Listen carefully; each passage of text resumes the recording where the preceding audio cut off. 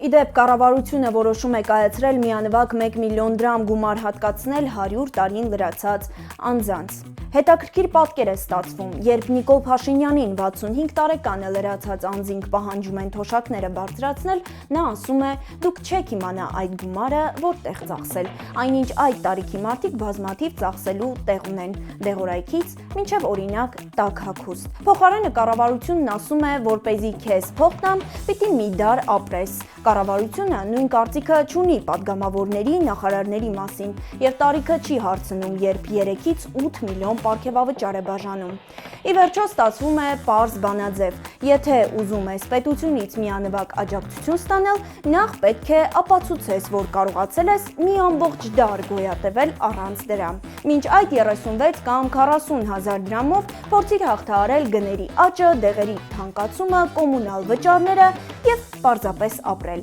Իսկ գուցե թոշակների բարձրացումը վտանգավոր է, որովհետև մարդիկ կսկսեն ավելի լավ ու հանկարծ ավելի երկար ապրել, թե ավելի հարմար է աջակցել միայն նրանց, ովքեր արդեն հրաշքով հաղթահարել են համակարգի բոլոր փորձությունները։ Արդյոք պետության նպատակը արժանապատիվ ծերություն ապահովելն է, թե բացառիկ տոկունության համար պարգևատրելը։